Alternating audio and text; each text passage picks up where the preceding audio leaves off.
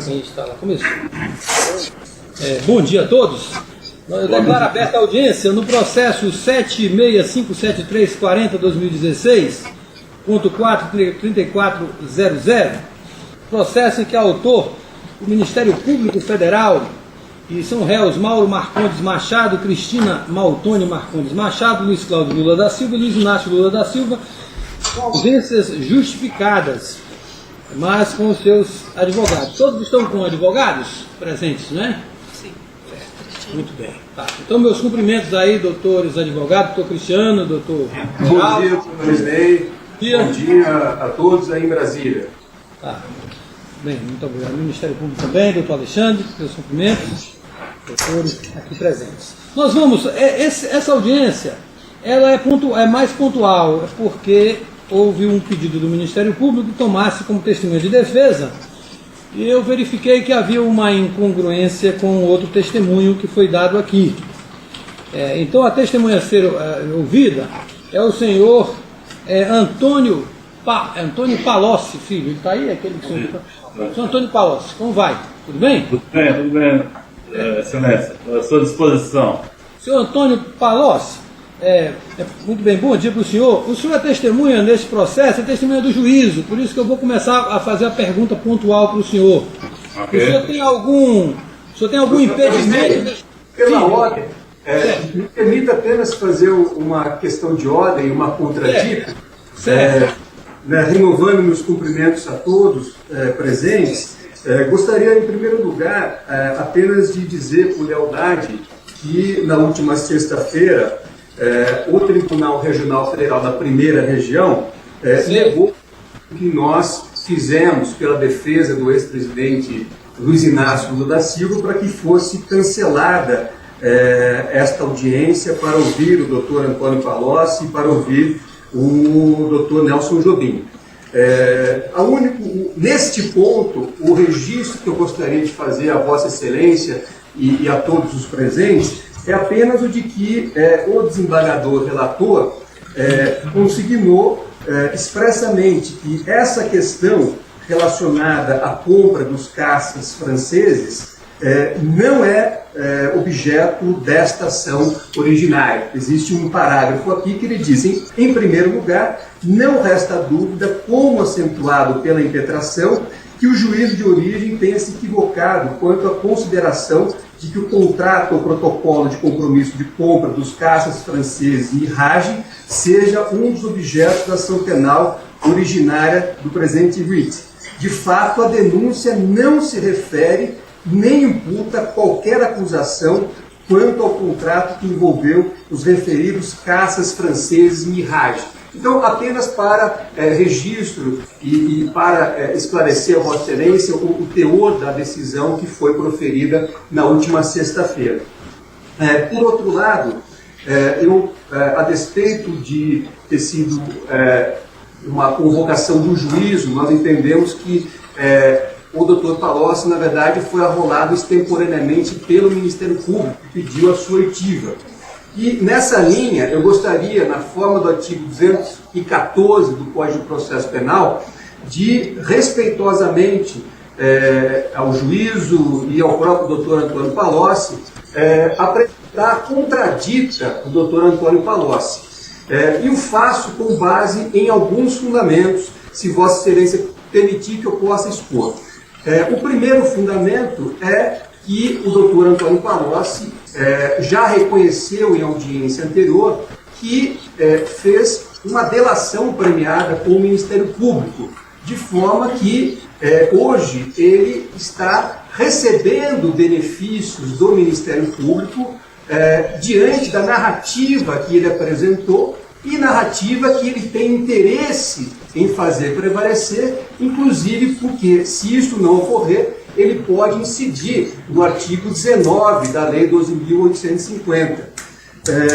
Não bastasse tudo isso, não me parece que o doutor Antônio Palocci, com a máxima vênia, esteja se comportando como uma testemunha que, por natureza, deve ter isenção de ânimo.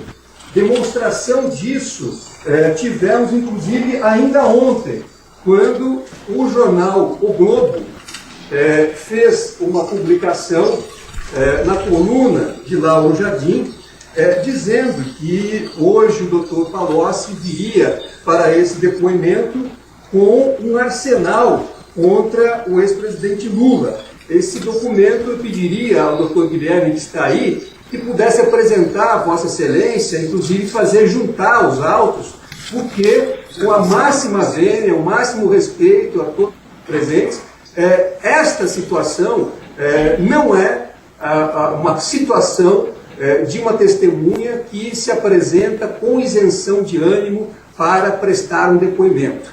Então, não bastasse a situação de colaborador, de beneficiário de um acordo com o Ministério Público e, portanto, com interesse em fazer prevalecer a sua versão, a imprensa dá notícia de que haveria até aqui uma animosidade a ponto de se colocar que o doutor Palocci viria hoje com um arsenal especificamente contra o ex-presidente Lula, que é acusado nesta ação penal. Então, eu agradeço a paciência de Vossa Excelência e coloco esta contradita com esses fundamentos para que seja apreciada por Vossa Excelência antes do início do depoimento do Dr. Antônio Palocci. Pela ordem, Excelência, também a defesa de Mauro Marcondes Machado endossa e reitera o pedido e o oferecimento aqui da contradita feita pela defesa do ex-presidente Luiz Inácio Lula da Silva, ressaltando que, como já foi também discutido em outra audiência, a testemunha fez acordo, teria celebrado acordo de colaboração com o Ministério Público Federal daqui do Distrito Federal. Então, faz essas breves considerações, mas endosso que o doutor Cristiano falou em sua integralidade. Excelência, pela defesa do próprio Antônio Palocci Filho, eu tenho um requerimento, não se relaciona com o requerimento dos colegas, eu consulto Vossa Excelência se eu faço ele neste momento ou se eu deixo para fazer após a decisão acerca da contradita formulada pelas defesas. Prejudica? O requerimento prejudica alguma coisa? Não. Não prejudica? Não prejudica a contradita, é um outro requerimento. Ah, tá certo. Tá. Vamos ouvir logo o seu requerimento? Joia. Dr. Valisney. Sim. Tem mais algum advogado de defesa para falar? Desculpa. Não. Eu acho que é o advogado doutor Antônio Palocci que está com a palavra, Excelência. Tá certo. São Paulo. São Paulo, pois eu achava que tinha outro advogado para endossar o seu pedido. Vamos ouvir. Doutor, o senhor pode falar. Vamos fazer logo o requerimento que nós colocamos aí no conhecimento, se ele for prejudicial ou não. Pode falar. Tá certo. Excelência, o colaborador Antônio Palocci Filho celebrou um acordo de colaboração com a Polícia Federal no âmbito do Supremo Tribunal Federal e o depoimento que ele prestará aqui hoje, possivelmente tocará alguns temas que estão em sigilo no âmbito do Supremo Tribunal Federal. Por esse motivo, a partir de precedentes já verificados em outros casos da Operação Lava Jato, a gente consulta a Vossa Excelência se seria possível a estipulação do sigilo, pelo menos do depoimento do colaborador Antônio Palocci, para que isso não seja interpretado no âmbito do Supremo Tribunal Federal como uma espécie de quebra do sigilo, porque efetivamente isso poderia ser considerado pelo Supremo como uma espécie de quebra de sigilo por parte do colaborador. Como ele está obrigado a falar a verdade, e também ele não pode falar a verdade perante Vossa Excelência, até em virtude dessa condição de colaborador, é que nós fazemos esse requerimento de manutenção de sigilo, pelo menos do depoimento dele nesse processo, em relação às outras partes, mas que esse sigilo não seja, de certa forma, ultrapassado para outras pessoas ou para um sigilo fora do processo. Veja bem, doutor, o problema é o seguinte, aqui nós temos um processo em curso, que já houve testemunho de defesa, nós estamos fazendo uma testemunha do juiz, falta um interrogatório. Então, nós vamos nos limitar a esse processo aqui.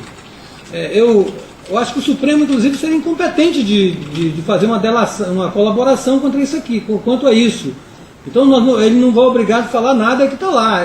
Nós estamos num processo aqui em curso. O Supremo homologar essa colaboração,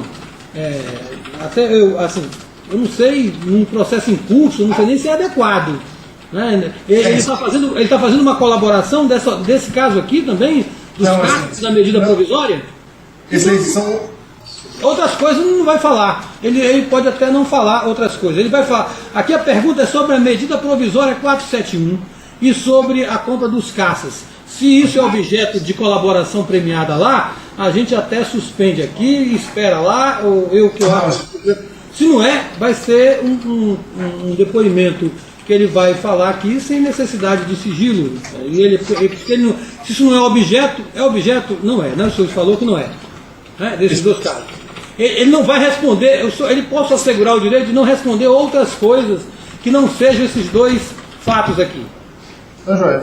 Pode ser, Excelência. Excelência, pela ordem, diante do esclarecimento que foi prestado aqui pela ilustrada defesa do Dr. Antônio Palocci, inclusive expressamente fez referência que alguns temas que ele vai tratar aqui são comuns com a delação e que essa delação é desconhecida da defesa do ex-presidente Lula e ainda, Vossa Excelência, na audiência anterior, determinou a expedição de diversos ofícios a fim de verificar se temas objeto da delação do Dr. Palocci de alguma forma se comunicam com o objeto da presente ação. Então, me parece que, para que haja o resguardo à ampla defesa, seria necessário, em primeiro lugar, até diante das colocações feitas aqui pela defesa do Dr. Palocci, que fossem expedidos ofícios iguais àqueles já expedidos na ação anterior, para que soubéssemos exatamente o que foi dito pelo Dr. Palocci, a narrativa que o Dr. Palocci apresenta no acordo ou nos acordos de colaboração que firmou, e para que nós pudéssemos ter isso presente antes do depoimento que ele quer aqui prestar. Até porque isso só reforça o máximo respeito à contradita que foi apresentada pela defesa no início desta audiência.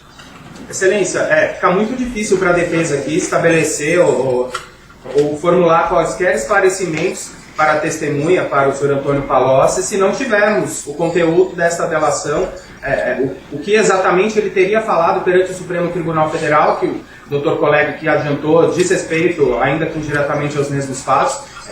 Só aí o nosso direito de defesa poder fazer perguntas para ele sem ter essa documentação antes, sem ter não só os termos desse acordo, mas também os meios de prova ali fornecidos.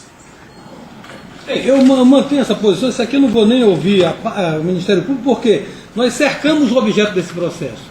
Então não há. A pergunta é sobre o processo que está aqui. Então não vai prejudicar nenhum, ele já está aqui. Agora, se ele disser isso aqui é objeto de delação, eu não vou falar. Pronto. Nada impede dele ser reinquirido novamente também. Nós estamos com um depoimento pontual sobre isso aqui. Então, eu vou já de plano indeferir, assim, até já sem ouvir o Ministério Público, porque eu já tenho esse convencimento aqui de que nesse caso, não na contradita, nesse caso da colaboração premiada, agora os senhores podem ter razão quanto ao compromisso dele ou não. Aí é uma questão que realmente eu estou na dúvida. Quanto a ele ser compromissado porque ele não prestou uma colaboração aqui neste processo e ele prestou em outro processo, quanto a ele ser compromissado e não, eu estou na dúvida. E aqui realmente, então, eu vou, assim, mas ouvir, para também abrir o contraditório, vou ouvir o Ministério Público aqui, para antes de decidir. Também uma questão de ordem, o senhor mencionou que aqui o objeto é MP 471 e na verdade é MP 627 de 2013. A 627, desculpa, 471 anterior. São muitas ações, a 647. É justificado, mas só para deixar registrado. Certo, muito bem. Sobre a contradita, eu acho que na verdade falta uma compreensão com relação ao que está sendo feito hoje. Porque o doutor Cristiano Zanin mencionou que caso o doutor Antônio Palocci não prestasse depoimento, ele poderia perder benefícios, né? Na verdade, aqui o acordo de colaboração dele não envolve esse processo. O processo aqui é da Operação Zelotes. A Operação Zelotes não tem nenhum acordo de colaboração com a testemunha que está aqui hoje. E o efeito prático, caso ele faltasse hoje, seria que ele estaria, em tese, cometendo um crime, porque ele foi convocado oficialmente pela Justiça para depor. Então ele tem a obrigação de estar aqui hoje. Com relação ao que ele vai dizer, o que ele pode dizer ou não pode, aí é outra questão, como bem mencionou aqui o meritíssimo juiz, o que está em sigilo, tendo justificado, ele pode, ele mesmo, justificar esse sigilo durante o processo, durante aqui a própria oitiva.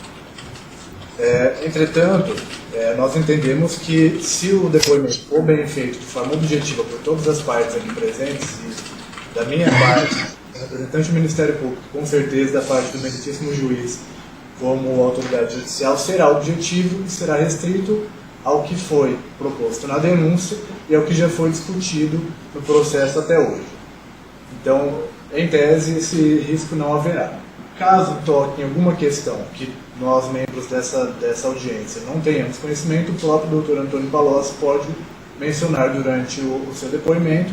O seu advogado está aí presente para assessorá-lo muito bem, então isso não tem nenhum condão de prejudicar a nossa oitiva hoje. Doutor Marisney, peço ver, na verdade, pedir a palavra mais uma vez, há uma complexidade. Eu pediria só a compreensão de Vossa Excelência, só um esclarecimento de fato muito rápido, se Vossa Excelência me permitir. Eu compreendo quando o doutor procurador afirma que existe uma colaboração do doutor Palocci no âmbito da Operação Zelotes. No entanto, ele foi chamado para ser ouvido porque prestou depoimento sobre este assunto objeto desta ação penal no âmbito da Operação Greenfield. Estranhamente, no âmbito da Operação Greenfield, esse tema surgiu. Então, lá sim, existe uma colaboração firmada no âmbito da Operação Greenfield e esse tema relacionado a caças foi sim tratado lá. Então, embora não haja colaboração nas Zelotes, houve ali uma situação que, ao nosso ver, até traz alguma perplexidade, porque o tema foi tratado de uma delação estranha à ação penal e à operação na qual o tema é efetivamente discutido. Mas assim, já definindo aqui a questão, ele é testemunha, então ele não é um colaborador aqui a priori. Ele está prestando seu depoimento porque houve um fato novo e houve uma necessidade de chamá-lo, né? Está certo que foi a pedido do Ministério Público, essa questão já é preclusa porque a Justiça, o próprio TRF já definiu isso, mas eu não só chamei o senhor Antônio Palocci, como o senhor também, Nelson Jobim, porque eu achei relevante que se entenda esse contexto todo dos fatos até antecedentes a essa compra dos caças, etc. Então nós estamos aqui, vamos limitar o objeto dessa discussão aqui, certo? Agora, o que me vem aqui a dúvida é se ele vai prestar compromisso, já que ele tem um interesse num outro processo, se ele vai prestar compromisso ou não. Senhor Antônio Palocci, já me dirigindo ao senhor, o senhor tem algum interesse nesse processo que possa prejudicar a verdade? Bom dia, Excelência. Não tenho nenhum interesse específico nesse processo. Eu apenas estou aqui porque fui convocado para estar atendendo a sua convocação e vou aqui me limitar àquilo que eu me comprometi junto à Justiça, que é dizer a verdade. O senhor vai ganhar algum, aí o senhor advogado também pode esclarecer, o senhor vai ganhar algum benefício se o senhor colaborar na direção contrário a algum dos réus, ou mesmo para favorecer a posição do Ministério Público contida na denúncia, o senhor vai ganhar algum benefício nesse processo aqui? De forma alguma. Os benefícios previstos nos acordos que eu estabeleci não pressupõem aquilo que é dito eventualmente, por exemplo, quando eu sou testemunha, que é o caso dessa ação. Então não tenho nenhum benefício a requerer a partir dessa audiência, apenas estou aqui para cumprir minha disposição de colaborar com a Justiça. Muito bem. Então, doutor, eu vou indeferir com todas as vênias, doutor Cristiano Zanin, doutor Beraldo, a contradita, e vou tomar o depoimento e dizendo do senhor Antônio Palocci, se o senhor, por acaso, na sentença, houver, se eu reconhecer que houve uma inverdade da sua parte, o senhor pode ser processado pelo crime de falso testemunho. Eu já requisito a Polícia Federal para abrir, o Ministério Público, para denunciá-lo ou para a Polícia Federal investigar. Então o senhor está numa situação aqui em que o senhor deve realmente dizer a verdade sob pena de ser processado por esse crime de falso testemunho. Ok. Certo? A dúvida aqui, senhor Antônio Palocci, vamos para nós termos objetivos, quanto, o que me chamou a atenção é que o ministro Nelson Jobim, quando falou aqui, e ele vai ser ouvido, ele disse que quem tratou, durante o governo do ex-presidente Lula, quanto a essa compra de caças, do começo ao fim, foi ele. E que o presidente Lula não tratou disso. Essas são palavras dele muito específicas sobre isso. E o senhor, quando o senhor faz referência a esse processo numa outra colaboração premiada, eu fiquei nessa dúvida. Então, a minha dúvida é essa.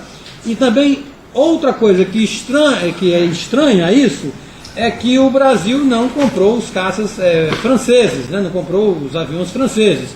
E o senhor disse que houve um festival de noite adentro, uma negociação com o presidente Lula.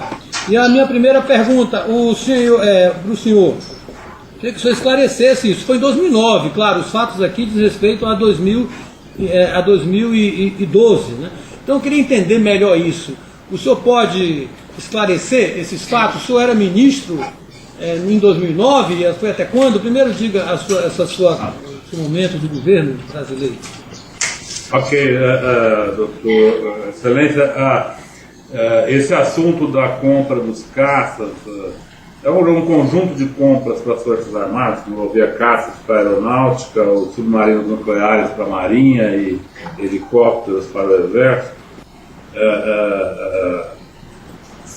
Foi assunto de discussão antes do início do governo do presidente Lula, antes de 2002, durante todo o primeiro e segundo governo do presidente Lula e durante o primeiro governo do presidente Dilma. Então, durante 12 anos eu acompanhei, às vezes de perto, às vezes de longe, essa discussão, quando eu estava no Ministério da Fazenda, que foi de 1º de janeiro de 2003 até 7 de março de 2006, eu acompanhei bem de perto essa discussão, que era a licitação ou a seleção de propostas para a compra desses equipamentos.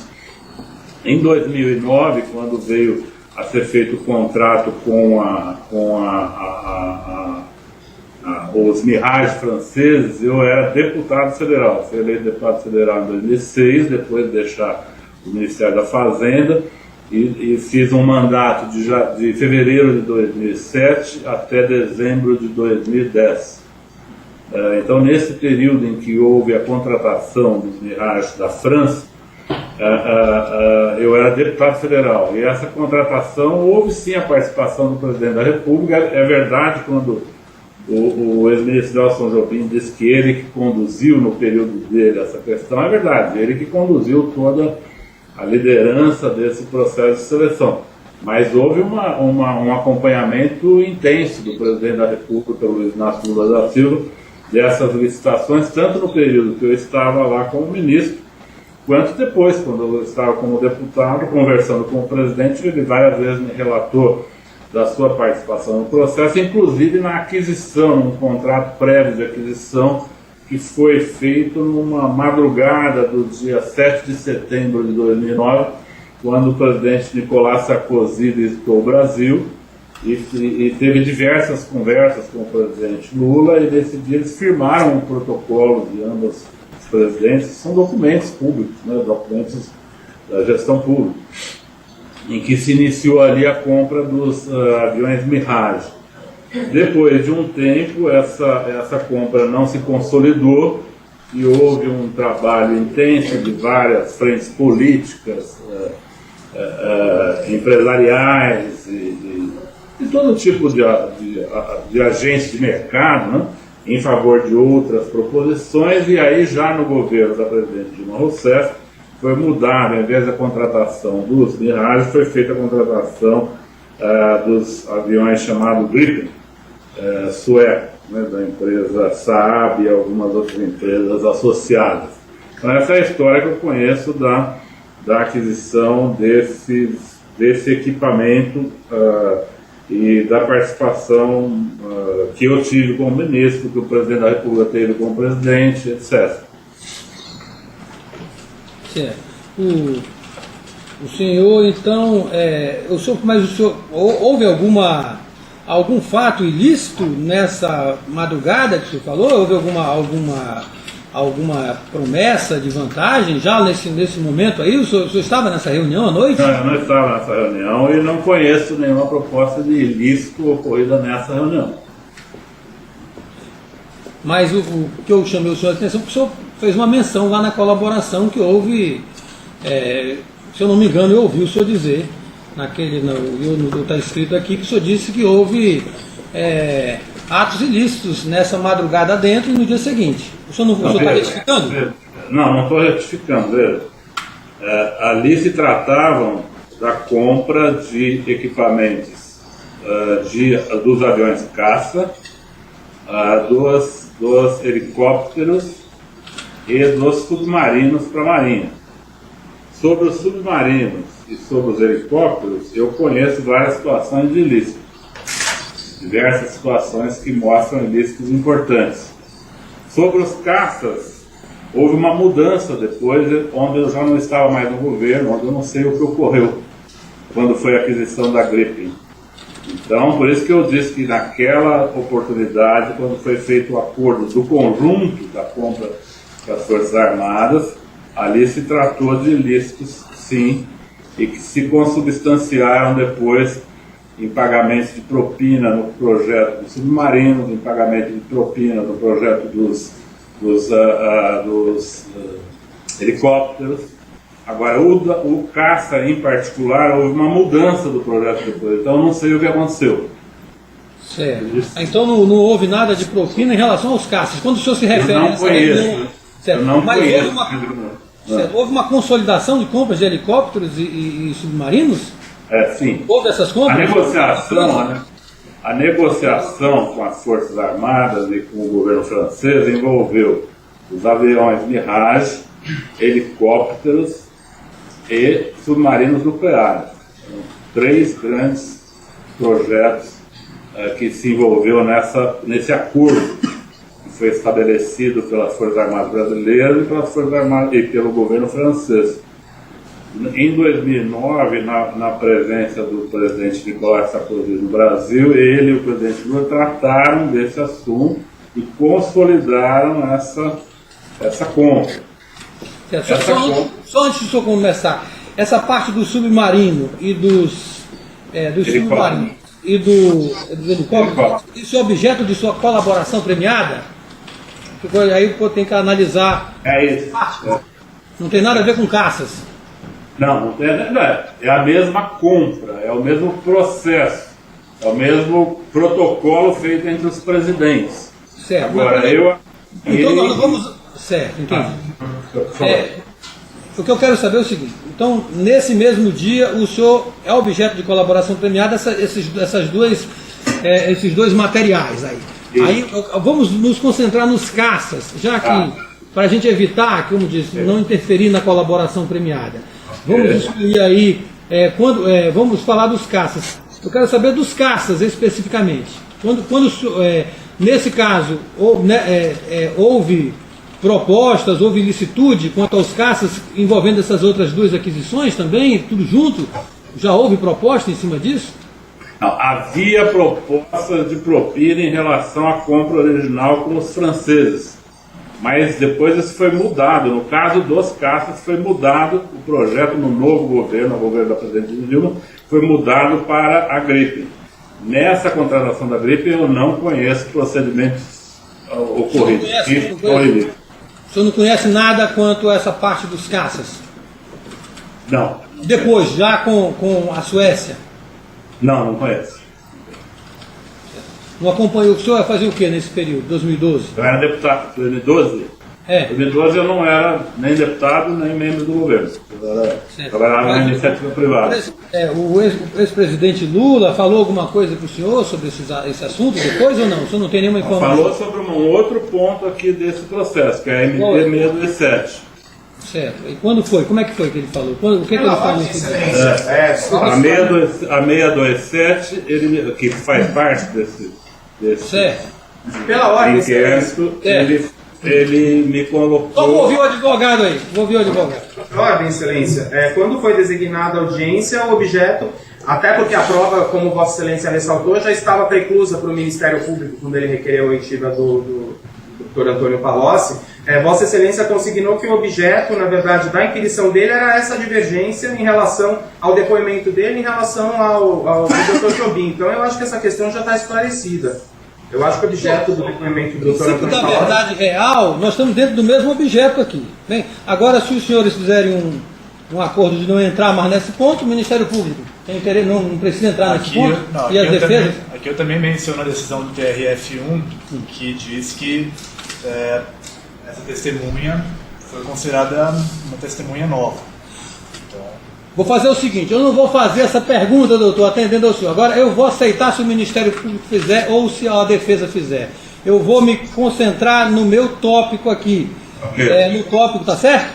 Agora, se o Ministério Público fizer essa pergunta, eu vou deferir já antecipadamente. Não estou induzindo o senhor a fazer, não. Se não quiser fazer, doutor, não faça, passa aí. Se a defesa quiser entrar, e aí com base no princípio da verdade real, eu sei que isso parece um jargão falar em verdade real, mas é o que existe no processo verdade que se quer buscar, tanto para absolver ou condenar, aqui não se está querendo fazer uma persecução em juízo nesse sentido de persecução, entre aspas. É persecução em judício do latim, mais no sentido da verdade real. Eu vou parar por aí e vou passar a palavra ao Ministério Público. Doutor. Bom, doutor Antônio Palocci, o senhor já falou um pouco sobre os cargos públicos que assumiu. Gostaria que o senhor relatasse um pouco, de forma linear, quais foram os cargos que o senhor assumiu, sejam cargos públicos ou no PT nesse período. Eu fui vereador em 88 a 90, deputado estadual de 90 a 92, prefeito de Ribeirão Preto de 93 a 96, deputado federal de 98 a 2000, de novo prefeito de Ribeirão Preto de 2001 a 2002. Em 2002 eu renunciei à prefeitura, atendendo ao convite do presidente Lula para assumir o Ministério da Fazenda. Fui ministro da Fazenda de 1º de janeiro de 2003 até 27 de março de 2006.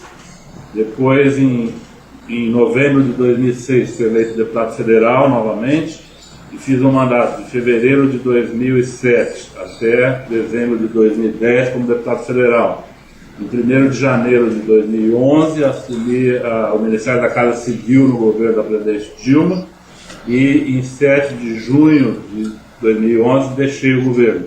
Depois de 7 de junho de 2011 não ocupei nenhum cargo público. Fiz só numa iniciativa privada. E algum cargo no PT nessa época? Nessa época eu estive no PT em 1997, 1998, eu fui presidente estadual do PT.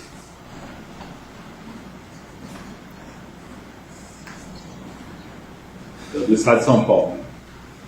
Tá certo. Vou falar aqui os nomes dos réus da ação, e aí o senhor me diz se conhece ou tem proximidade com eles. O primeiro é o ex-presidente Luiz Inácio Lula da Silva. Sim, de muita proximidade com o ex-presidente Lula, desde a fundação do PT, que eu sou fundador do PT em Ribeirão Preto, então conheço ele desde essa época até recentemente. Possuíam proximidade.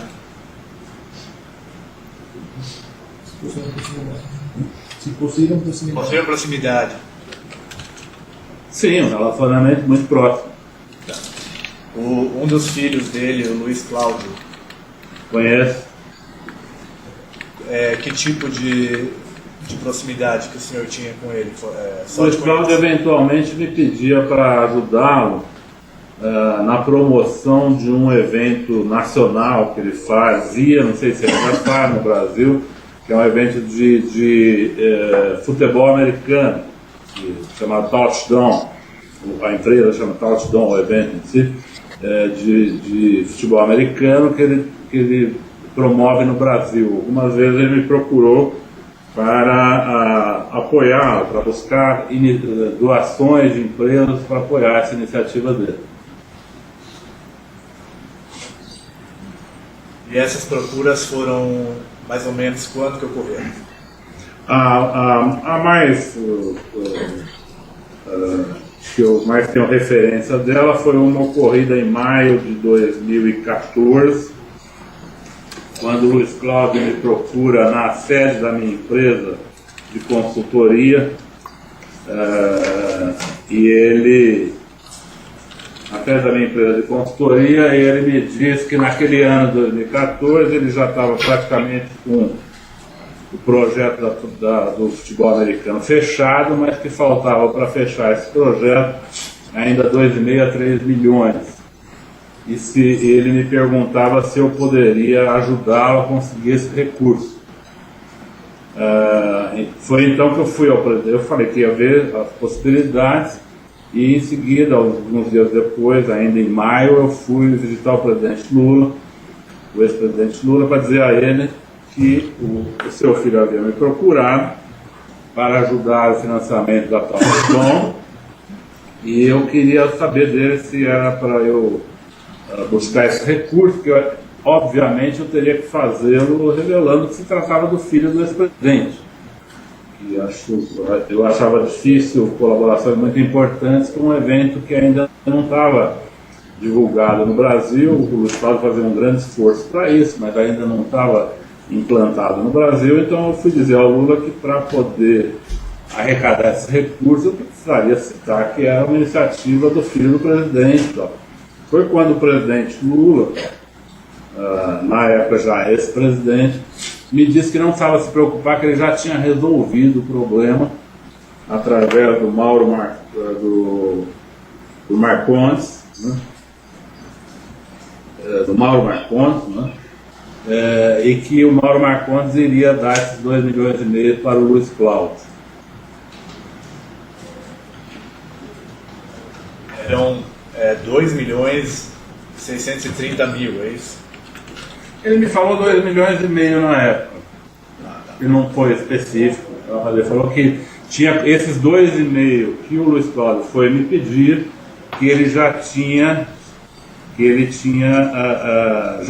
resolvido através desse seu amigo Mauro Marcondes, que eu conhecia como amigo do ex-presidente Lula, e que ele iria providenciar esses recursos para as necessidades do Luiz Cláudio, porque o Mauro Marcondes tinha ajudado empresas numa MP, a MP 627, e isso ia render a colaboração dessas empresas, e com isso ele ia ajudar o Luiz Cláudio, que eu não precisava me preocupar com esse assunto.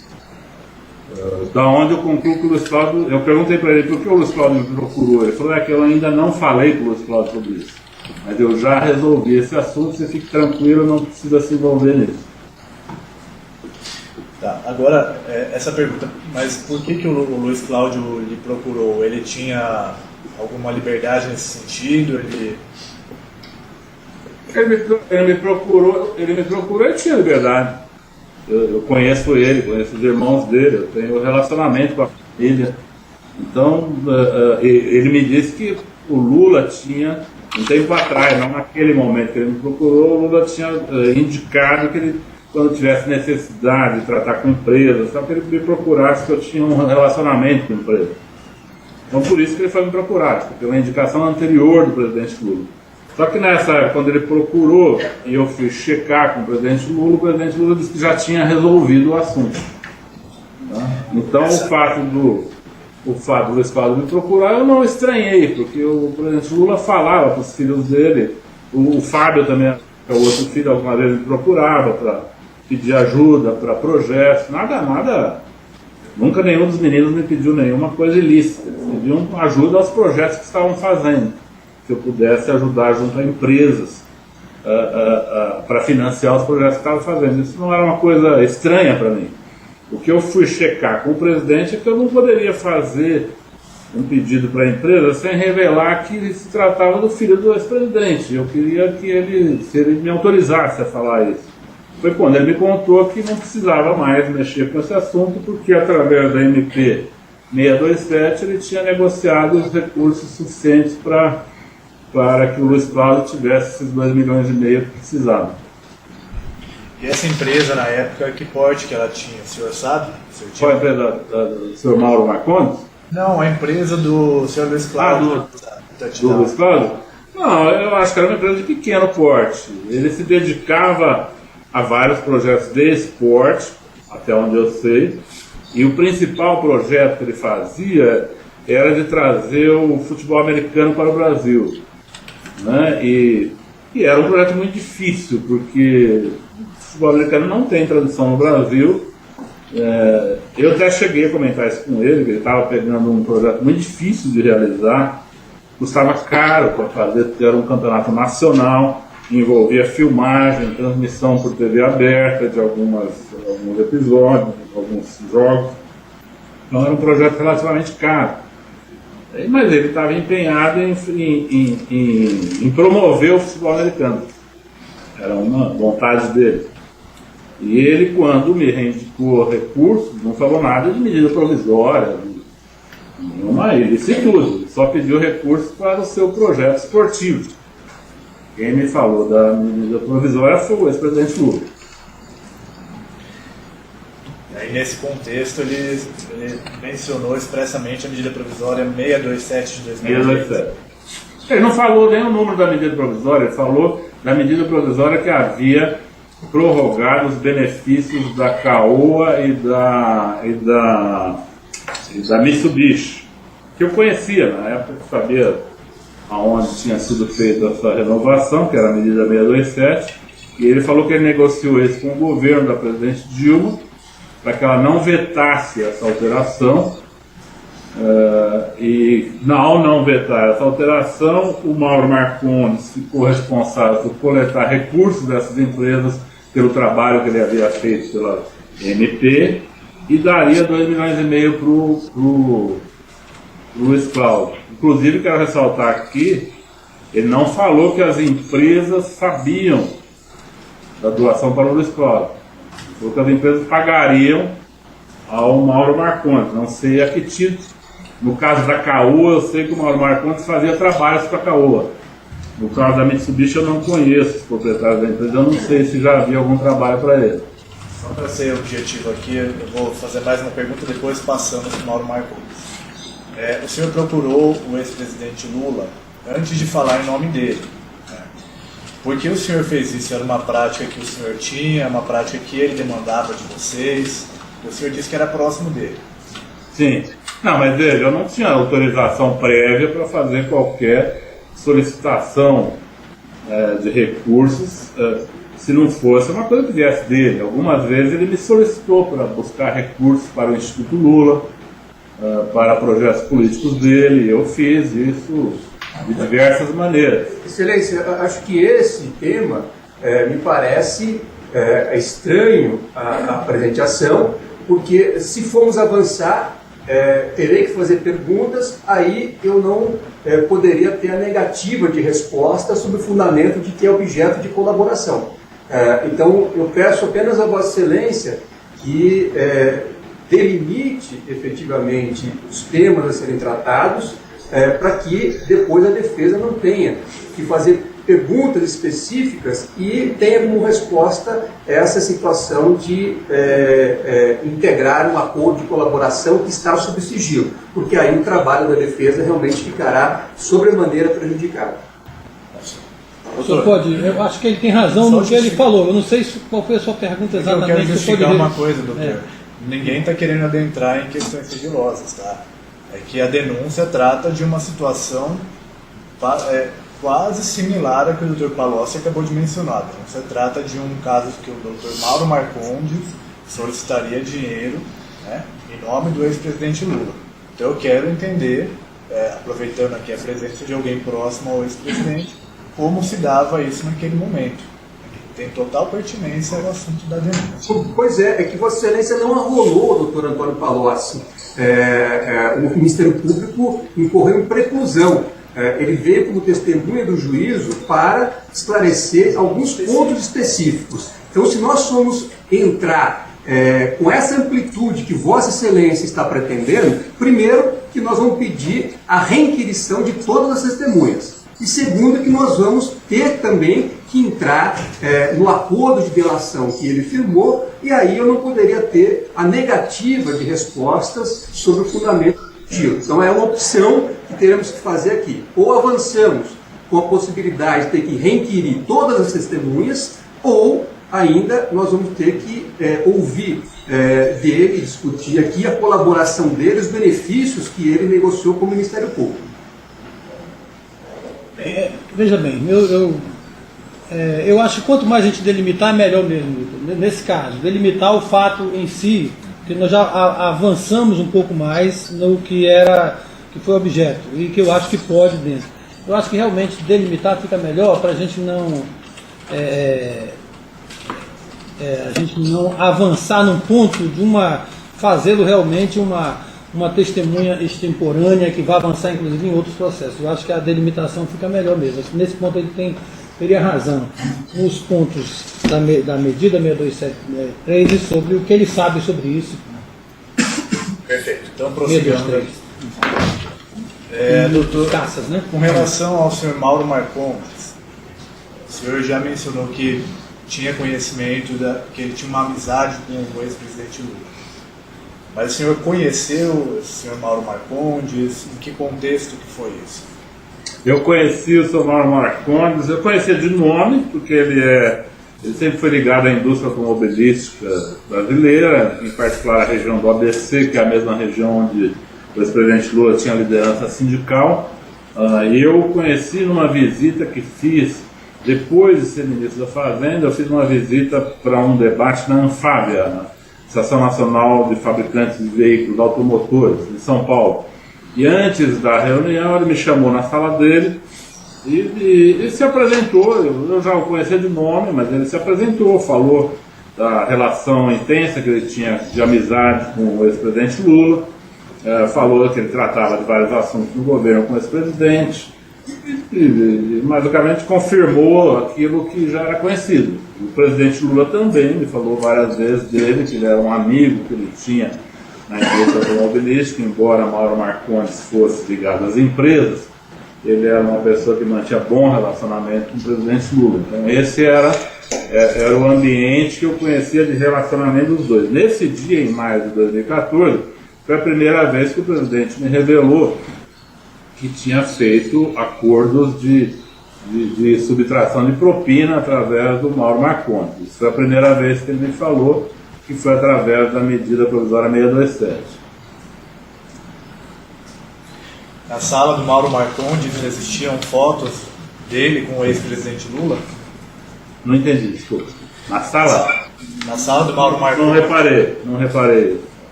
Mas o relacionamento de ambos era conhecido do meio político, do meio do ABC. O Lula me falou várias vezes dele, e ele me falou nessa oportunidade sobre as várias iniciativas que tinha tido em relação ao ex-presidente Lula e a relação de amizade que eles tinham. Com relação à senhora Cristina Maltoni, esposa do senhor Mauro Marcondes, o senhor conhece? Não conheço. Tá. Não conheço. E a empresa Marcondes e Maltoni Diplomacia Corporativa? Sim, é uma empresa, é uma das empresas, eu acho que tem mais de uma empresa, mas eu sei que ele representa mais de uma empresa junto à Anfávia, isso porque a própria Caoa, o dono da Caoa me falou que durante um período, não sei se até hoje, mas durante um período contratou o seu Mauro Marcondes para representá-lo na Anfávia, mas acho que ele representa também outras empresas, e ele faz, através dessa empresa, ele toma iniciativas no Congresso Nacional e junto ao governo. Um trabalho de lobby, não necessariamente ilícito. O lobby pode ser lícito, pode ser ilícito. Eu estou me referindo a um caso específico aqui, mas a empresa, ela, até onde eu sei, atuava em lobby e advocacia. Tá certo.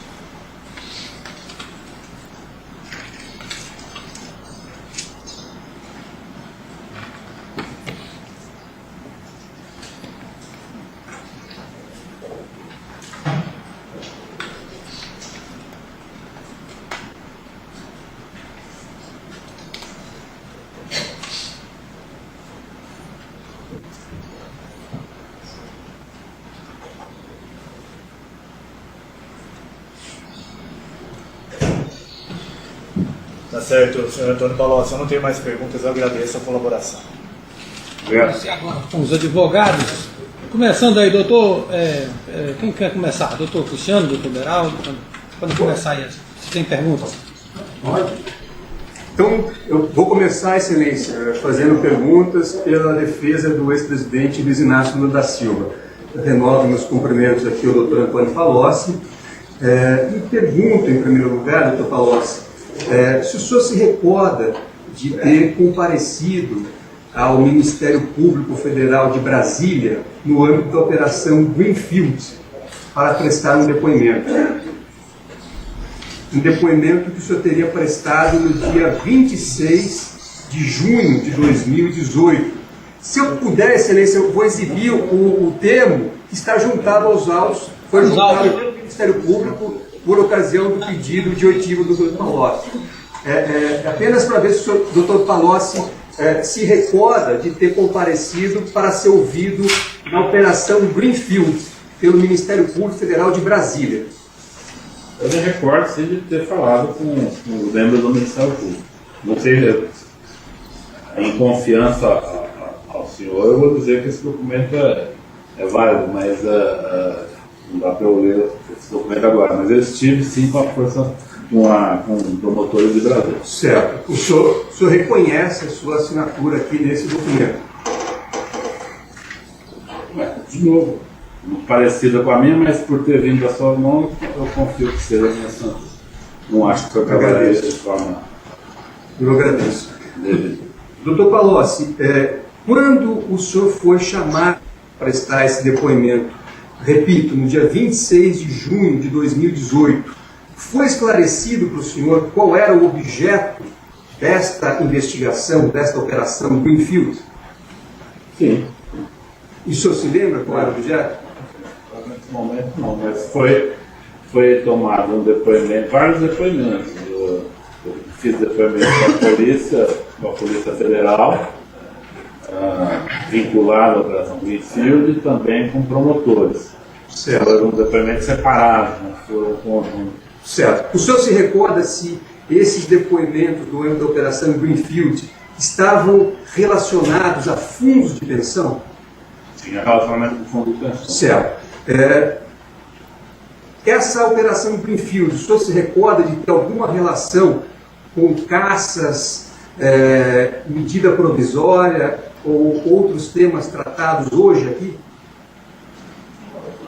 Na verdade, tinha alguma... tem alguma... se você ver o conjunto de atividades do fundo, você pode alcançar com isso medidas provisórias, outros projetos, mas não era o objetivo dessas audiências, não era o presente inquérito. Certo. O senhor sabia de antemão que o senhor seria perguntado sobre caças ou que o senhor iria falar sobre caças nesse depoimento que o senhor prestou? Você sabia A priori. Não sabia. Nem o senhor foi preparado para falar de caças. O senhor não foi imbuído do objetivo de falar de caças. Essa é a minha pergunta. Eu fui, em todos os depoimentos que eu fiz na justiça, eu fui imbuído para falar a verdade. Certo, mas o senhor tinha alguma intenção de tomar a iniciativa nesse depoimento de falar de caças? Eu só falei daquilo que me foi solicitado. Certo, mas a pergunta é bem objetiva. Quando o senhor foi para esse depoimento, o senhor já tinha a intenção de falar sobre caças durante esse depoimento? Repito, eu tive em todos os depoimentos que fiz com a Polícia Federal e com o Ministério Público, eu tive a intenção de dizer a verdade sobre os fatos em pauta. Certo, mas o senhor inclusive foi compromissado, doutor Varisley, eu chamo a atenção porque como testemunha compromissada, ela não pode se recusar a dar uma resposta. Então, eu apenas gostaria de insistir, uma pergunta muito objetiva. Se o doutor Antônio Palocci foi a este depoimento na Operação Greenfield com a intenção de falar de caças, que é objeto, na verdade, desta ação penal. Esta é a pergunta. Eu não fui com intenção específica de nenhum assunto. Certo. Fui a uma audiência, como disse algumas, né? algumas com a Polícia Federal, outras com o Ministério Público, em torno da Operação Greenfield, dizendo a eles que eu responderia a todas as perguntas que me fossem feitas, falando a verdade que eu conhecia. Certo. Não tinha nenhuma definição prévia do que eu queria das audiências. Certo. O senhor, então, confirma que o senhor não foi com nenhuma intenção específica de falar sobre caças? Não. Certo. Pois não. Quando o tema caças surgiu no seu depoimento, o senhor teve a iniciativa de falar ou o senhor foi perguntado pelo procurador ali oficiante, que era o doutor Frederico Siqueira Ferreira? Não me lembro. Não lembro como surgiu o assunto naquela oportunidade. Certo. Eu falei naquela oportunidade, como falei agora na pergunta da Sua Excelência, o Luiz Vanderlei, daquilo que eu me lembro dos acontecimentos dessas compras das Forças Armadas envolvendo caças, submarinos e helicópteros. Certo. Doutor Palocci, o senhor já esclareceu que o senhor deixou o governo do presidente Lula em 2006. Sim. O senhor era até então ministro da Fazenda e o senhor deixou o governo, correto? Eu queria que o senhor dissesse como que o senhor, fora do governo, e aí, se me permitir, o senhor estava exercendo o mandato de deputado federal. Sim. Se o senhor, fora do governo, exercendo esse mandato de deputado federal, se o senhor participava ou participou de agendas relativas a tratativas entre o Brasil e a França sobre essas cooperações estratégicas? Não, as agendas do relacionamento formal de governo entre governos, depois que eu deixei o governo, eu não participava. Se era deputado, mas muitas vezes o próprio ex-presidente Lula me chamava no Palácio da Alvorada, no Palácio do Planalto, e relatava. Certo, mas objetivamente, quer dizer, o senhor, depois que o senhor deixou o governo, no ano de 2006, o senhor não participou de nenhuma agenda oficial envolvendo Brasil e França, representantes do governo do Brasil e da França. Essa é uma pergunta. Reunião com o governo da França, não. Certo. Tive reuniões com o ex-presidente Lula. Certo, mas oficiais.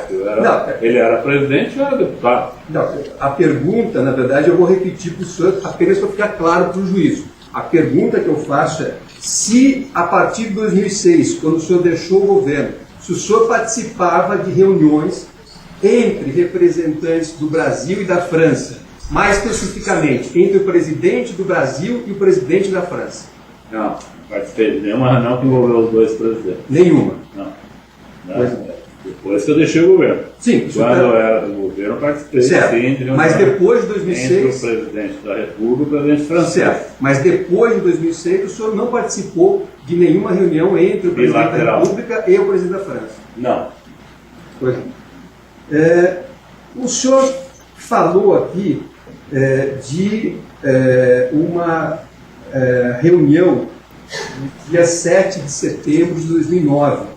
E, em alusão a essa suposta reunião, o senhor ora usou a palavra contrato e ora o senhor usou a palavra protocolo. O senhor tem ciência, o senhor conhece o documento que foi assinado pelos presidentes do Brasil e da França no dia 7 de setembro de 2009? Não, conheço o relato que o ex-presidente Lula fez dessa documentação para mim. Certo, mas objetivamente... Não tive acesso ao documento. Objetivamente, o senhor teve acesso, o senhor conhece o teor do documento que teria sido assinado entre o Brasil e a França em 7 de setembro de 2009? Conheço através das explicações do ex-presidente Lula. Certo. O senhor leu o documento? Não. O senhor sabe dizer se é um contrato ou um protocolo de intenções? É um documento assinado por dois presidentes da República. Eu acho que é mais do que um contrato. Certo, mas o senhor conhece que há diferentes níveis de documentos. Um protocolo de intenções não é a mesma coisa que um contrato. Então eu pergunto, o senhor já disse que não leu o documento. O senhor sabe dizer que esse documento era um protocolo de intenções um memorando de entendimento ou era um contrato com efeito vinculante? Era, obviamente, mais do que um contrato, que se tratava de um documento assinado por dois ex-presidentes. Tanto é que, a partir daí, ele deu origem a obras de submarinos nucleares, deu origem à construção de helicópteros e deu origem ao início das tratativas dos caças. Tratativas. Certo, mas depois, não houve compra dos caças. Não houve compra dos caças porque não houve entendimento final, certo, a partir desse documento assinado entre os presidentes. Certo. Por isso, essa questão dos caças ficou suspensa e depois a opção do novo governo foi alterar a compra para outro fornecedor. Certo, então não foi, pelo que o senhor está dizendo aqui, não foi assinado nenhum documento vinculante definitivo entre o Brasil e a França para a compra de caças franceses. Não, foi assinado. Foi efetivada a compra? Não, porque depois itens desses contratos não foram adequadamente cumpridos pelos franceses e a compra houve a desistência da compra. Certo. O senhor sabe dizer se as forças armadas brasileiras participavam dessa licitação internacional que envolvia a compra de caças pelo Brasil? Participavam ativamente, as Forças Armadas participavam ativamente. Certo. O senhor sabe dizer se o Ministério da Defesa, à época encabeçado pelo ministro Jobim, estava também participando ativamente dessas negociações e desses atos relacionados a essa licitação internacional? Sim, estavam exatamente no. O que eu posso afirmar é que eu nunca ouvi a participação do ex-ministro Jobim ou de militares em ilícitos. Os ilícitos que eu conheci dessas compras não envolveram os militares, pelo menos que eu tenha conhecimento, nem o ex-ministro Jobim. Mas envolveu sim o meu partido, o financiamento eleitoral, por isso eu falei sobre eles para o senhor juiz. Certo.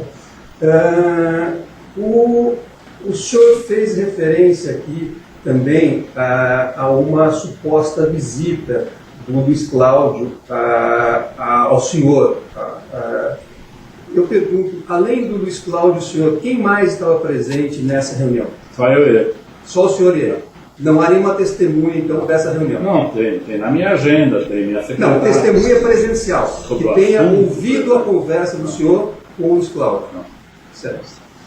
O senhor também fez referência aqui a uma suposta reunião com o ex-presidente Lula depois da suposta reunião com o Luiz Cláudio.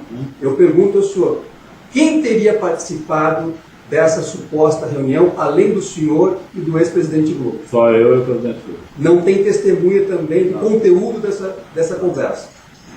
O conteúdo foi confirmado depois pela apuração que o Ministério Público fez. Certo. Aqui que mostra exatamente o que Mas o presidente Lula tinha me falado. aí o senhor está entrando numa discussão jurídica. A pergunta para o senhor aqui, o senhor é testemunha. A pergunta é bem objetiva. Eu vou repetir para que fique claro para o legítimo juiz. O senhor diz que teve uma reunião com o presidente Lula. Alguém testemunhou o teor da conversa que o senhor teve com o presidente Lula nessa ocasião? Na reunião só estava presente eu e o presidente Lula. Doutor Cristiano, só para eu aproveitar a sua pergunta, Pois não, excelência. vou perguntar onde e quando, o senhor sabe, o senhor lembra dessa reunião que o senhor disse? Essa reunião foi em meados de maio de 2014, foi na sala do presidente Lula, no Instituto Lula. Ele estava sentado na sua cadeira, eu estava sentado numa cadeira que fica em frente à mesa dele. Eu fui lá para perguntar sobre a visita do Luiz Cláudio. Foi quando ele me esclareceu da atuação dele na MP 627. Okay?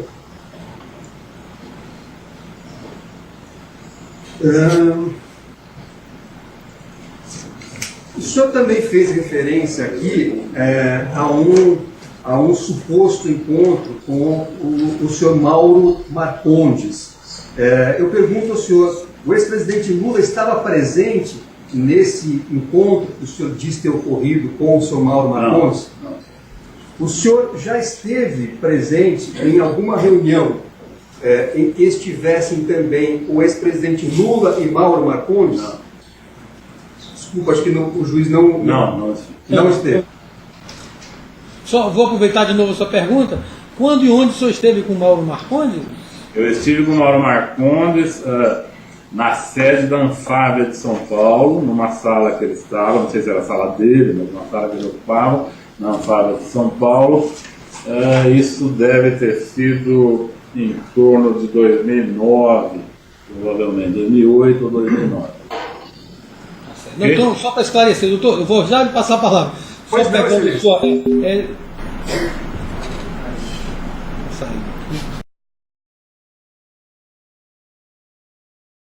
Senhor Antônio Palocci, Sim. aproveitando a pergunta do ilustre advogado, doutor Cristiano, é para perguntar, em 2014, depois, o senhor não se reuniu com o senhor Mauro Marcondes depois desse encontro?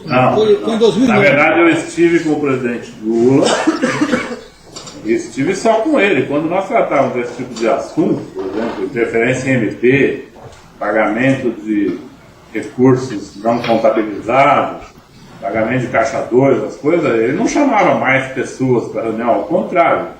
Ele esvaziava sua sala e conversava só com o interlocutor que estava envolvido naquela questão. Então é óbvio que essas reuniões, por exemplo, quando eu tratei com o ex-presidente Lula sobre a 627, é óbvio que não tinha testemunhas presentes, a não ser que ele chamasse testemunhas para uma conversa. Quando se trata de ilícito, normalmente as pessoas não chamam testemunhas, né? Entendi. A pergunta é sobre o senhor Mauro Marcondes. De 2014 o senhor não tratou não nada? falei, não estive com o Mauro Marcondes em 2014. Doutor Cristiano, o senhor pode continuar perguntando. Pois não, obrigado, doutor Varisney. Eu gostaria, doutor Palocci, de voltar um pouco à questão dos caças.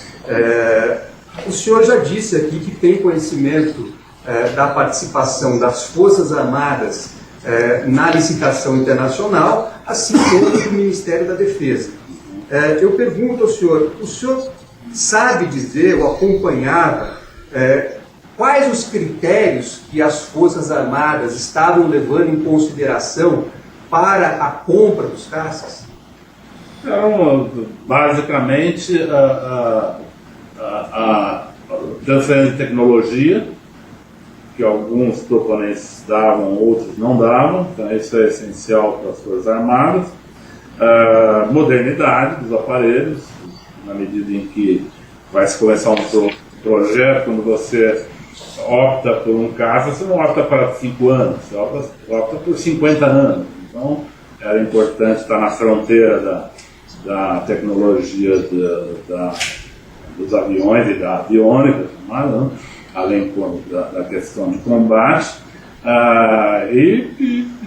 Acho que são essas questões, da experiência dos aviões e basicamente transferência de tecnologia. Certo. O senhor sabe dizer se as Forças Armadas analisavam o item preço como um dos temas que iriam integrar o parecer final que foi realizado? Então, o tema preço era um tema de relevância para esse posicionamento das Forças Armadas. E o senhor sabe dizer se as Forças Armadas analisaram o preço apresentado pelo Rafale, pelo F-18 e pelo Gripen? Sim. O senhor tomou conhecimento, o senhor leu o conteúdo do parecer final apresentado pelas Forças Armadas para opinar sobre o caça que seria indicado para o país, segundo a visão das Forças Armadas? Não.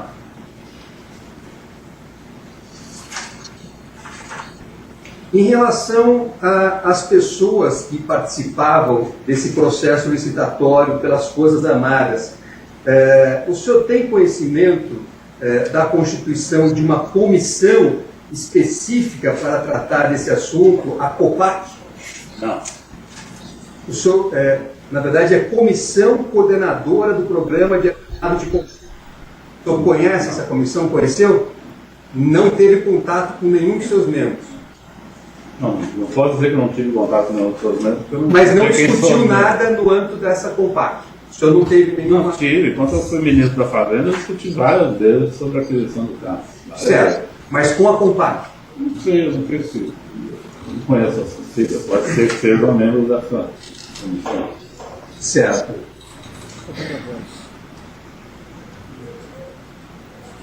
Só a imagem, mas está tendo a voz, não dá para aproveitar. Desculpa.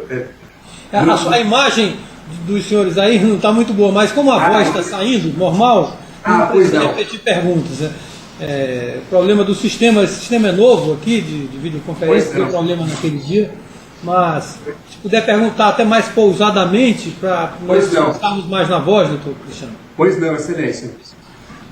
Doutor Palocci, o senhor sabe dizer se o preço apresentado pelo Rafale ao Brasil, se esse preço foi negociado com o presidente da República ou se foi negociado e discutido com a COPAC?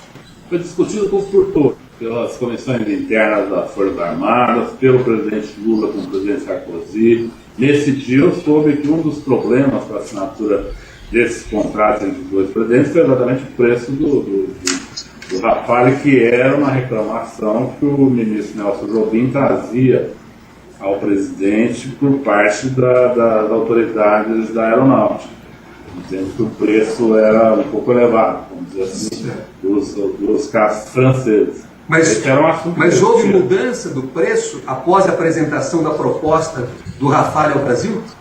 Houve muitas tentativas e muitas mudanças de forma de financiamento, etc., que impactavam em preço. Houve um esforço bilateral para que o preço fosse reduzido. Reduzido. Certo. Então, pelo que o senhor sabe, o preço inicialmente apresentado pelo Rafale acabou sendo reduzido, embora não tenha se chegado à contratação definitiva.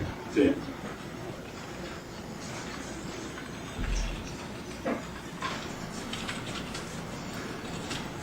Doutor Palocci, no dia 6 de dezembro do ano passado, eu não sei se está sendo possível compreender, excelência, aí o áudio.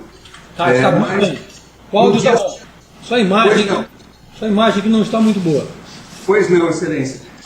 No dia 6 de dezembro do ano passado, em outro processo aqui da Operação Zelotes, que também é presidido aqui pelo meritíssimo juiz Dr. Varesney, embora naquele dia estivesse sendo presidido pelo Dr. Ricardo, o Dr. Palocci prestou um depoimento naquele dia.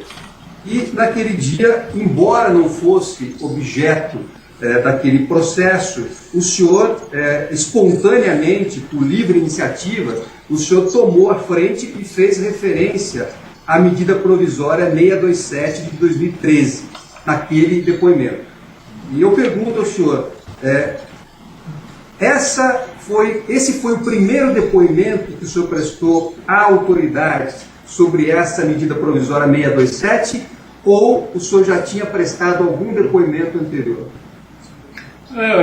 Com certeza eu devo ter tratado o assunto da 627, que é tratado aqui nesse inquérito, em relação a outros assuntos também, porque a 627, a Sua Excelência deve saber, foi uma das medidas provisórias, o Ministério Público também deve saber, foi uma das medidas provisórias em que mais se usou de emendas para amealhar propinas, tanto por parte do governo federal, quanto por parte de deputados e lideranças do Congresso Nacional. Então essa MP é talvez a campeã das propinas no histórico de MPs no Brasil.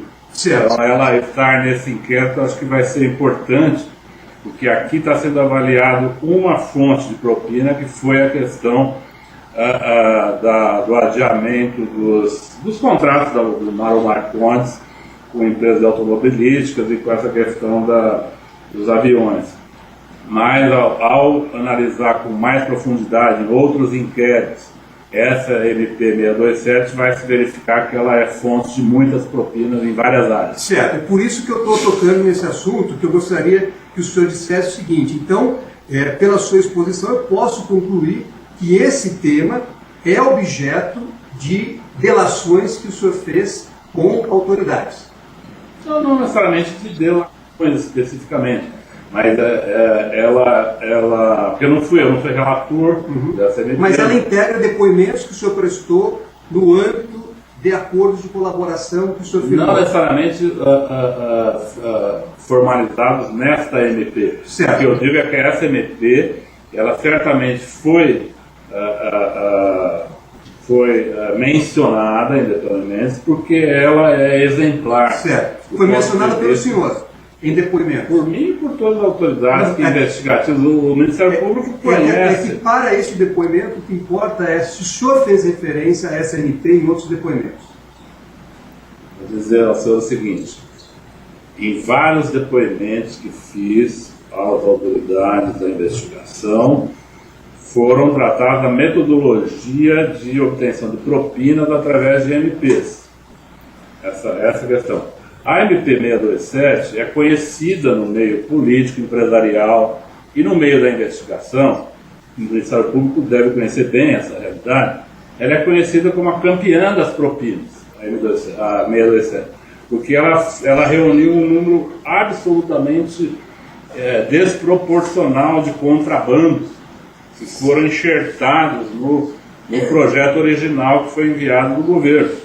Então ela é uma medida extremamente conhecida no meio político, empresarial e dos investigadores, porque se você lê a MP, ela é uma autodenúncia. Certo. Ela já é um inquérito em si. Certo. Por isso tanta coisa que foi enxertada nessa medida provisória e de tanta propina que foi gerada em relação às coisas que foram enxertadas lá. Essa questão do Mauro Marcondes e do ex-presidente Lula é um dos pecados dessa MP. Certo, por isso que o senhor está indo exatamente aonde eu gostaria de chegar. O senhor tem um conceito, o senhor tem uma narrativa e apresentou essa narrativa para as autoridades para receber benefício. Então eu pergunto para o senhor, se essa narrativa que o senhor apresenta não se confirmar no âmbito dessa ação penal, isso terá repercussão nos seus benefícios? O senhor negociou? Não, porque nos acordos de colaboração que eu fiz não estava previsto essa presença aqui hoje. Mas tem essa narrativa que o senhor fez aqui? Não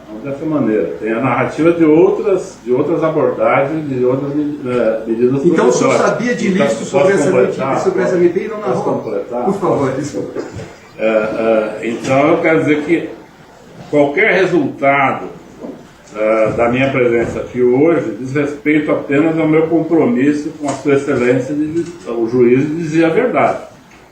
Qualquer resultado que decorra daqui,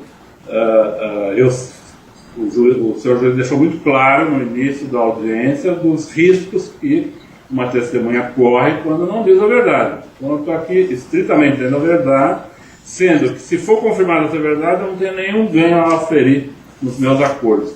Essa audiência não está prevista no meu acordo.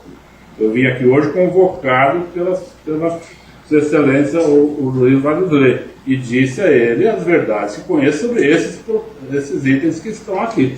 Então estou muito tranquilo em relação a isso, e estou, mesmo porque a conversa que eu tive foi uma conversa entre eu e o ex-presidente da República. Sem testemunha. Lógico, o Zanin, discussão de propina não tem testemunha. Quando tem testemunha na sala, as pessoas pedem para sair da sala, não para entrar na sala. E nesse caso, tratava-se de uma propina que o presidente tinha amealhado para atender a uma necessidade do seu filho, entre outras necessidades que ele tinha. Ele estava tratando com o Mauro Marcondes diversos assuntos, ele me falou. Foi por isso que ele se referiu, inclusive, a 471, que é outra MP, que ele falou que já tinha trabalhado com o Mauro Marcondes nessa oportunidade. Então ele tinha um trabalho de amealhar propinas com o Mauro Marcondes. Eu até nessa data falei a ele, presidente, mas não seria mais adequado se eu pedir para as empresas fazer doação ao projeto de esporte do seu filho, porque aí não teria ilegalidade, porque eu estranhei a forma que ele usou. Quando poderia ter usado uma forma mais adequada, mais direta, sem ilícito, ele falou que não, e que ele preferia que não aparecesse a doação, e para não aparecer ele tinha confiança no Mauro Marcondes. Esse é o evento essencial. Isso foi dito pelo presidente da República. Então isso é facilmente comprovável, porque o Mauro Marcondes fez seu trabalho, a MP não foi vetada. Essa MP, doutor Valenzuela, já foi essa mesma emenda foi vetada em outras oportunidades, Certo. e não foi vetada agora.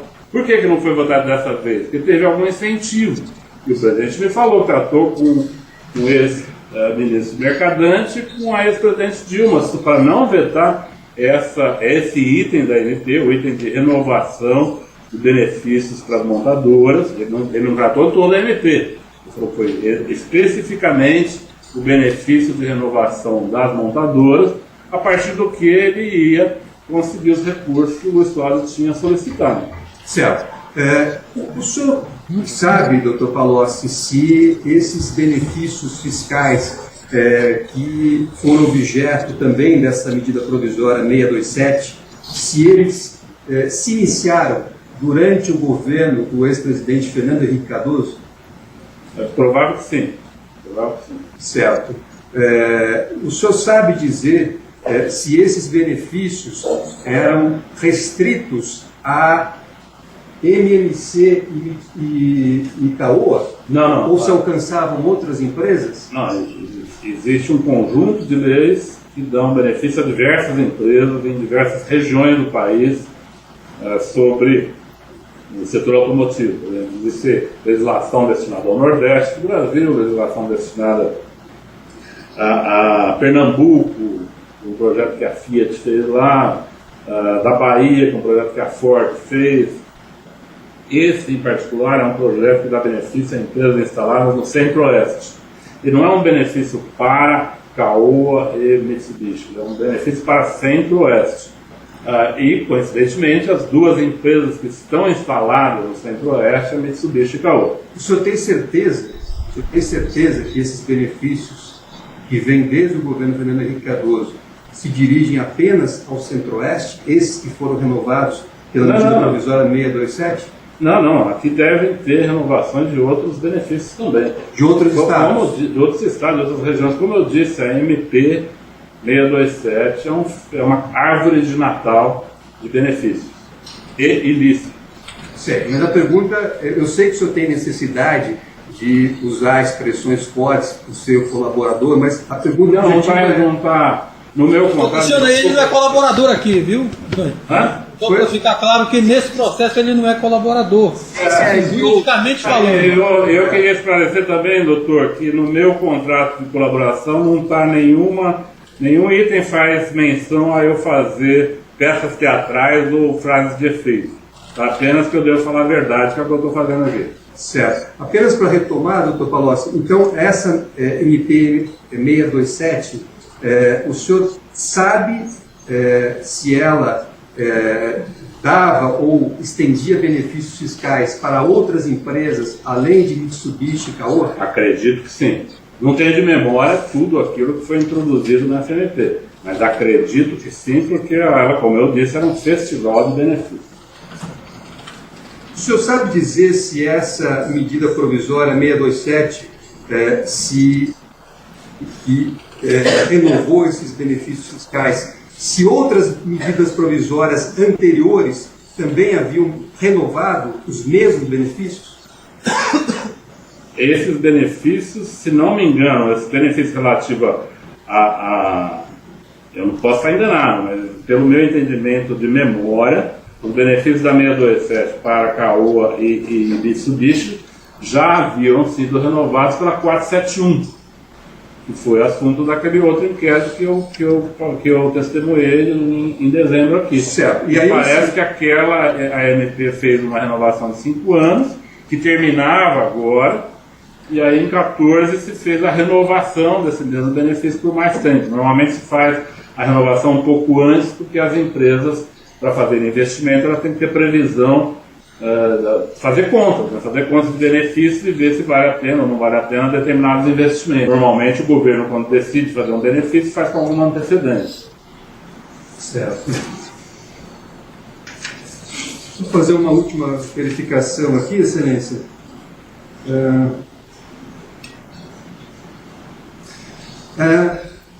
Só tem uma última pergunta, Excelência, me permita.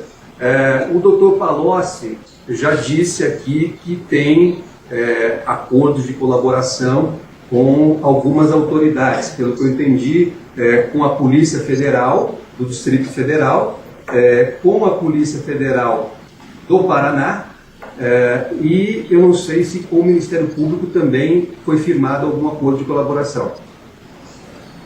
Excelência, esse é um assunto que envolve sigilos, as autoridades... Eu não vou, só para dizer, Excelência, eu não vou entrar nos acordos. A pergunta é só se, além dos 2 acordos firmados com a Polícia Federal do Paraná e de Brasília, se existe algum outro acordo com o Ministério Público. Só para saber, eu não vou entrar no tema dos acordos. A própria celebração... Se não quiser responder, se estiver sob sigilo, aí como não vai afetar o objeto do processo, o senhor não responde. Mas se puder dar essa informação... É que a própria celebração ou não do acordo é sigilosa. Excelência, pela ordem, se está definido aqui que ele está sendo ouvido como testemunha e não colaborador, ele tem o dever de dizer a verdade. Certo, mas veja bem, mas existe testemunha. Mas eu entendi do senhor que eu devo a verdade sobre aquilo que diz sobre esse respeito processo aqui. O problema é que quando vai afetar lá, veja bem, aqui, se aparecer por acaso uma colaboração desse processo, haverá uma nulidade, claro. Ele está dizendo que não há, mas se ele fez uma colaboração, ele está dizendo aqui que não tem colaboração sobre esse objeto desse processo aqui. Então, se aparecer por acaso uma colaboração nesse sentido, esse depoimento dele é nulo, claro que é nulo. Então, nós estamos partindo desse pressuposto de que ele não fez colaboração quanto a esse processo. Ele está como testemunha aqui, né? Então, isso. Então, a pergunta fica assim, de certo modo, até prejudicada, doutor Zanier. Ele está aqui como testemunha. Ele não vai aparecer com... Agora, se foi depois, a partir de hoje, se amanhã ele vai lá e faz um acordo aqui, tudo bem, é um fato novo. Agora, se para trás... E aí a pergunta que a gente já fizemos para reiterar. Senhor Antônio Palocci, o senhor fez colaboração com a Zelotes, quanto só para a gente ficar claro, quanto a essa MP 627 e os caças? Não, eu não fiz, e o próprio senhor procurador que está presente pode confirmar que eu não tenho nenhum acordo de colaboração com a Zelotes. Estou aqui exclusivamente como testemunha convocado por Vossa Excelência. Certo. Doutor Zanin, você tem perguntas ainda? Só uma última, só um esclarecimento, quer dizer... Tudo bem, o doutor Palocci já disse que não tem com as Zelotes, mas para ficar claro, o senhor tratou de medida provisória e de caças em colaborações que o senhor tenha feito com outras autoridades, mesmo que não sejam com as Zelotes? Olha, doutor, eu lhe pedi que eu me atenha e fale tudo que o senhor quiser relativo ao presente processo. Relativo a outros processos e acordos de colaboração, eu acho que eu não devo falar, porque fui orientado por juízes, pelo ministro Fachin, pelos promotores e pela Polícia Federal, que eu não deveria revelar a existência de acordos nem o conteúdo dos acordos. Se o senhor me permitir, eu vou manter essa postura. Se o senhor determinar que seja diferente, eu mudo. Eu não tenho, Excelência, a intenção de prejudicar o acordo, doutor Palocci. Eu apenas gostaria de esclarecer a Vossa Excelência, quer dizer, que uma coisa é o que já foi dito aqui, ele não ter firmado acordo dentro da Operação Zelotes. Mas isso não exclui a possibilidade, ao menos, do doutor Palocci ter feito acordo em outras operações e tratado de temas que estão expressamente alcançados por esta ação penal. Então, por isso que eu estou insistindo, e eu respeitarei se Vossa Excelência determinar que ele não responda. Mas me parece uma indagação relevante, até porque Vossa Excelência deferiu o pedido das defesas em outra ação conexa, justamente para que se saiba se nas colaborações feitas pelo Dr. Palocci, os temas objeto da ação estão ou não alcançados. Bom, o que eu estou entendendo, ele está dizendo que ele não fez colaboração nas Zelotes e não falou. Ele falou nessa daqui, do dia 6 de junho, alguma coisa incidental. O que ele está, talvez ele... a pergunta, doutor, o senhor falou alguma incidentalmente? O senhor falou de espontânea vontade, ou perguntado, que o senhor lembre, se o senhor não lembrar, sobre a MP 627, que trata aqui da prorrogação dos incentivos, e sobre os caças, objeto dessa ação, o senhor lembra, além desse aqui que o senhor falou incidentalmente, num depoimento na Greenfield, o senhor falou aqui. A pergunta dele é essa: Porque o que a defesa quer? A defesa quer aproveitar. Essa pergunta o senhor pode falar. O senhor falou em outros processos? Que aí a gente fica mais fácil de a gente buscar esse seu depoimento para ampla defesa, entendeu? Porque aí a defesa realmente vai ter direito de saber se o senhor falou lá, se está contrário ao que o senhor está dizendo agora aqui. Então, restritamente, o senhor lembra, se o senhor falou, o senhor facilita inclusive o nosso trabalho, porque eu estou mandando ofício para o Supremo, para a Polícia Federal, nós estamos mandando para perguntar se o senhor falou sobre isso aqui, ou sobre a 471, não vou perguntar na 471 porque é outro processo, mas se o senhor falou, se o senhor falar até da 471 já até ajuda também, porque a gente já vai saber onde está lá o processo. Eu não quero saber de outra coisa, de submarino, de nada, de helicóptero, eu quero saber, ou da 627 que trate de outro incentivo fiscal. Quero saber desses dois assuntos. O senhor falou mesmo incidentalmente, que o senhor lembre, para facilitar a nossa busca para cá? O senhor não vai se comprometer com nada de que vai buscar, não vai haver quebra da sua parte. Entendi claramente sua colocação. Como eu fiz depoimento em alguns desses acordos sobre as compras das Forças Armadas, então deve ter referências sobre a questão dos caças, mas nada diferente do que eu disse aqui para o senhor. Ou seja, o que eu sei dos caças, tudo que eu sei dos caças eu disse aqui, e nada mais sei que eu não disse aqui. E o senhor não falou nada lá que contradiz o que o senhor disse aqui? Não. Ou o senhor tem alguma informação que o senhor disse lá que não disse aqui agora? Não me recordo, Nada importante, com certeza não. Nada importante. O que eu lhe disse é que eu tenho informações mais sólidas sobre ilícitos em relação ao submarino e helicóptero. Sobre caças não tenho informações relevantes. E a 627, Excelência, ela também ela é incidentalmente, como o senhor disse, citada em diversas oportunidades, em diversos inquéritos da Polícia Federal, em diversos trabalhos do Ministério Público, porque ela é de fato uma medida, vamos dizer, exemplar do ponto de vista do ilícito, mas eu não fiz um trabalho específico sobre ela ou específico sobre essa operação do ex-presidente Lula com o seu Mauro Marcondes. Isso eu não fiz. Só pela ordem, Excelência, acredito que a questão tenha sido em relação ao MP627, se ela foi citada incidentalmente por ele, não por outras autoridades e outras investigações. Nós estamos falando pelo senhor, é isso, ele entendeu, é justamente isso. Ele falou que pode me lembro se eu falei ou se me foi perguntado, não lembro a circunstância. Certo. Bem, mais alguma pergunta, doutores? Os senhores têm alguma pergunta? Da minha parte, Excelência, eu encerro aqui as perguntas, agradeço ao doutor Palocci e dou a palavra aqui ao colega, se Vossa Excelência me permitir. Com certeza. Obrigado, Excelência. Tenho só alguns esclarecimentos. O senhor se recorda da MP 471, onde foi a assinatura dessa medida provisória? Se teve alguma cerimônia para a assinatura dela? Não me recordo. Não se recorda? Se foi na Bahia? Não.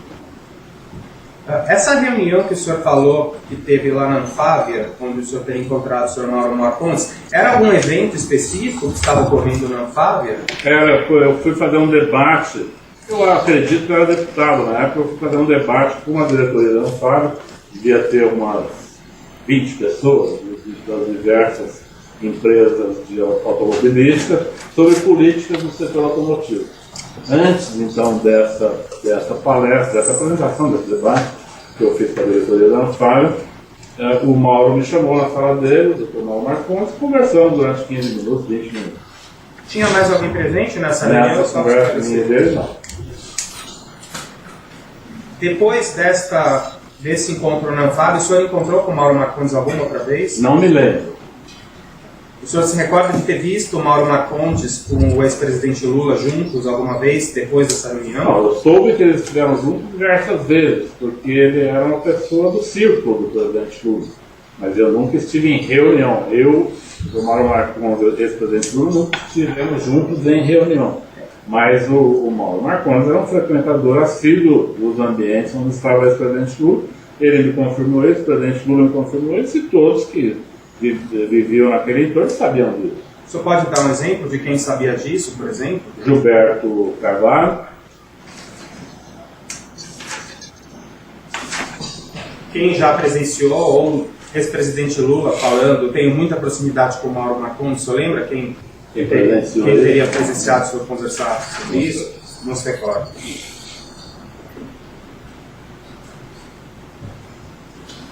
Sem mais perguntas, excelência, satisfeito. Mais advogados da parte, não aqui, a advogada Sem perguntas, Cristina. excelência. Sem perguntas. Eu vou fazer uma pergunta, é a última pergunta para o senhor, certo? Sobre esse. Quando o senhor falou, é só porque eu fiquei nessa dúvida, certo? Uhum. Objeto também de acordo, isso, se o senhor também não quiser, vamos dizer assim, vamos supor, se o senhor não quiser, se eu tiver alguma ressalva, o senhor pode me falar, tá certo? A pergunta é a seguinte, é porque foi ouvida aqui a ex-presidente Dilma, e ela falou que foi, ela, na sua defesa, ela disse que a medida, ela até falou em Jabuti, da medida provisória, etc., ela contou o histórico, mas ela disse que não houve nenhuma irregularidade na aprovação dessa medida provisória. Não só ela, como várias outras testemunhas de defesa. A pergunta é, quando o senhor alude aí a que o ex-presidente Lula falou procurou, resolveu com a Dilma, o senhor falou outra pessoa, não me lembro quem foi, o senhor sabe alguma coisa mais além do que isso? Se efetivamente o ex-presidente procurou, o crime que é imputado a ele é de tráfico de influência. O senhor sabe de alguma coisa, se ele tinha ele tinha alguma influência no governo, a esse ponto de que essa afirmação que ele disse para o senhor, reservadamente, ter sido verdadeira? O senhor tem alguma coisa para falar nisso? Se o senhor quiser fazer alguma ressalva, porque a presidente Dilma é só testemunha, mas eu estou falando porque o senhor fez alusão a ela, e ela falou aqui, como testemunha de defesa, que não houve nenhuma irregularidade na edição dessa medida provisória 627, inclusive da 471, ela foi ouvida também, falou a mesma coisa. Bom, veja, eu não sei qual a forma da declaração da ex-presidente Dilma, mas acho que é aceitável a hipótese dela, a presidente Dilma, não ter participado de nenhum ilícito. Agora, dizer que essa MP não teve ilícito é não conhecer a política no Brasil, porque essa é a MP exemplar do ilícito, né? E eu acredito que ela sabe disso. Quando eu disse que o presidente Lula tratou esse assunto com ela, também não sei, e aqui vou ser claro, sincero, não sei se o presidente Lula tratou do ilícito com ela. Eu sei que ele tratou do pedido para que não fosse vetado esse ilícito. Ele disse que tratou com ela e trabalhou com então o ministro Aloysio Mercadante. Ou seja, ele teve um trabalho claramente mais intenso com o ministro Mercadante e depois disse que fez o pedido para que a presidente Dilma não vetasse. Então, evidentemente, a ex-presidente Dilma pode, de fato, não ter vetado sem ter na consciência estar cometendo um ilícito. Ela estava atendendo um pedido do Lula que ele fazia muitos. Eu acompanhei diversas vezes o presidente Lula fazendo muitos pedidos à presidente Dilma em relação a interesses de empresas, de parceiros dele, etc. O Odebrecht, que era famosa, mais vinculada ao presidente, o presidente Lula várias vezes fez pedidos em relação a benefícios para a Odebrecht da presidente Dilma. E a presidente Dilma normalmente atendia ao presidente Lula. Nem sempre ela sabia que por trás daquilo haveria uma propina. Porque o que ele pedia, às vezes, era um ato de governo normal. Não é? Por isso que ela pode ter dito e pode ter falado a verdade, quando ela diz, sancionei tal item sem ilegalidade. Sim, ela pode não ter cometido nenhuma ilegalidade. A ilegalidade está na propina que estava combinada com o seu Mauro Marcondes. Ela pode até não saber disso, eu não posso afirmar que ela sabia disso. Então, se ninguém quer renovar perguntas... Está claro, doutor? Está muito claro, está muito claro, foi muito esclarecedor. Eu agradeço a sua participação como testemunha, também cumprimentando os advogados e os demais, e todos aqui. No seu caso, especificamente, nós já terminamos. Boa tarde para o senhor. Nós vamos ouvir agora a outra testemunha.